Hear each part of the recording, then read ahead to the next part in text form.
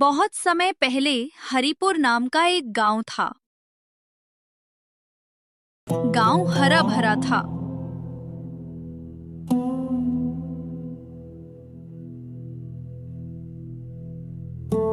चारों तरफ खेत, आम के बाग और एक सुंदर नदी बहती थी।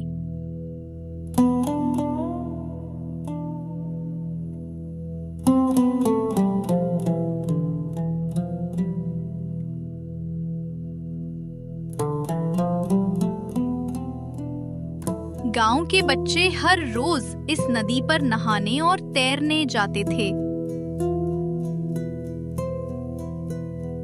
गांव से थोड़ी दूर घना जंगल था। उसी जंगल में एक साधु रहते थे। उनका नाम था साधु विश्वामित्र। वे न केवल ज्ञानी थे, बल्कि प्रकृति और नदी की शक्ति को गहराई से समझते थे।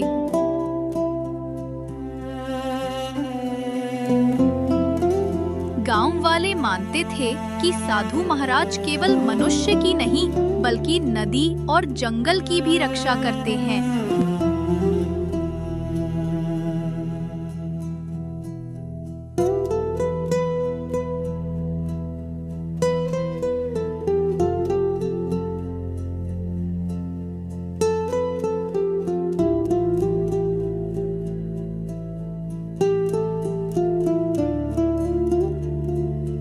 सुबह का समय, गांव के बच्चे दौड़ते भागते नदी किनारे।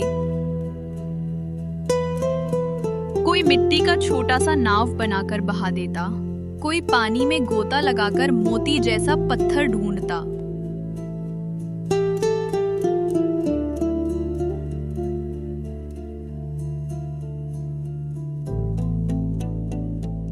कोई किनारे बैठा मछलियों को देखता। बच्चों की हंसी से पूरा किनारा गूंज उठता। एक बच्चा बोला, आज हम नदी के बीच तक तैर कर जाएंगे। देखो कौन सबसे पहले पहुंचता है। बाकी सब हंसते हुए तैयार हो गए।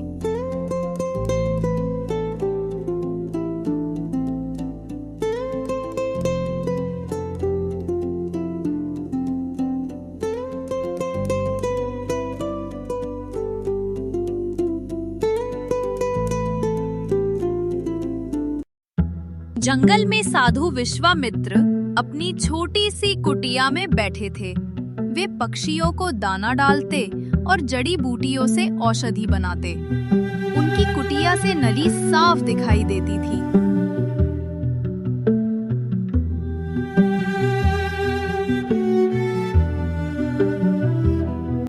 अक्सर साधु बच्चों की हंसी सुनते और मन ही मन मुस्कुराते। वे कहते, ये बच्चे ही तो भविष्य हैं। इन्हें सावधानी और अनुशासन की जरूरत है।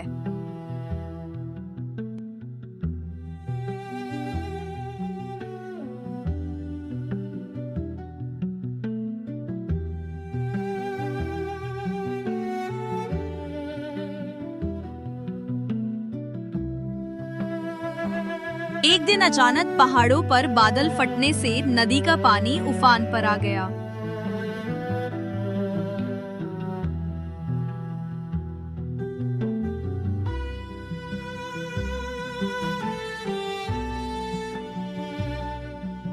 गांव वालों ने चेतावनी दी, आज नदी में मत जाना, धारा बहुत तेज है। लेकिन बच्चों की टोली मान कहाँ मानती। उन्होंने कहा, हम अच्छे तैराक हैं, हमें कुछ नहीं होगा, और वे पानी में उतर गए। धीरे धीरे धारा उन्हें बहाकर बीच में ले गई।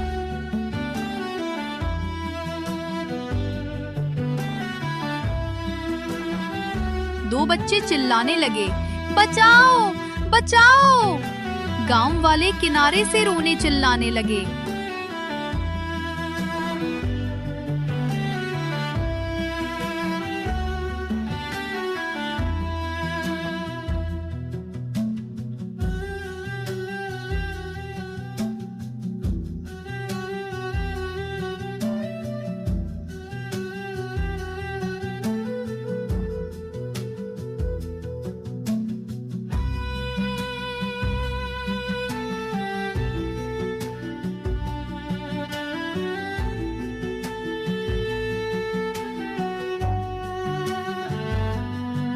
साधु विश्वामित्र तुरंत वहां पहुंचे।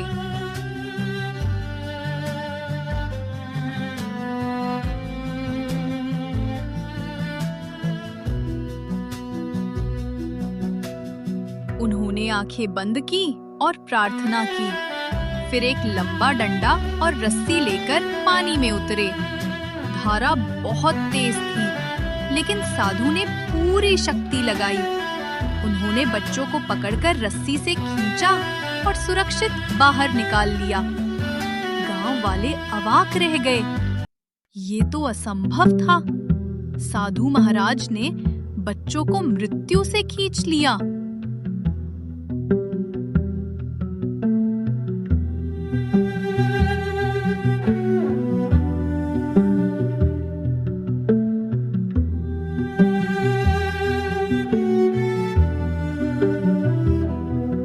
बच्चों को शांत करने के बाद साधु ने गांव वालों को बुलाया और कहा, नदी माँ है, माँ प्यार भी करती है और डांट भी।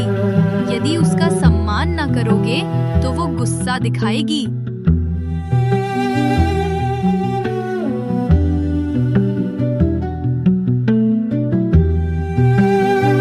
फिर बच्चों से बोले, ताकत पर घमंड मत करो। असली ताकत है संयम और सावधानी।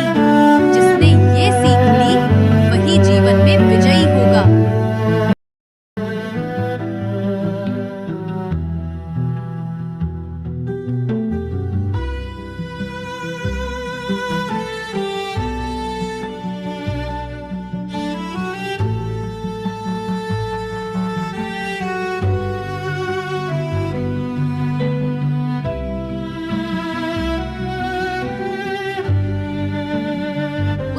के बाद बच्चे नदी में उतरने से पहले साधु की बताई हुई प्रार्थना बोलते।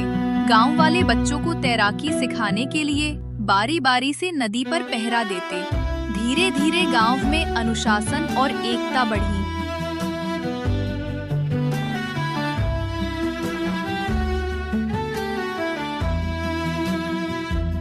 कई सालों बाद साधु विश्वामित्र ने गांव वालों से कहा, अब तुम सब समझदार हो गए हो, मेरा काम पूरा हुआ। गांव वाले रो पड़े और बोले, आप हमें छोड़कर मत जाइए। साधु मुस्कुराए और बोले, मैं जा रहा हूँ, लेकिन मेरी सीख हमेशा नदी की धारा की तरह तुम्हारे दिलों में बहती रहेगी। इतना कहकर साधु जंगल की ओर चले।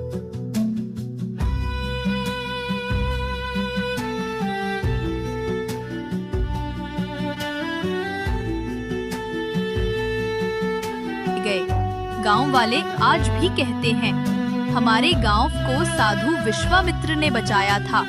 अगर वे ना होते तो हम सब नदी के गुस्से को कभी ना समझ पाते।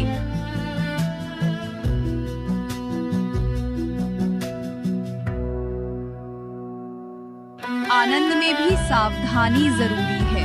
नदी और प्रकृति हमारी माँ है, उनका सम्मान करना चाहिए। असली शक्ति संयम और एकता में है। गुरु या साधु की शिक्षा जीवन भर का सहारा होती है।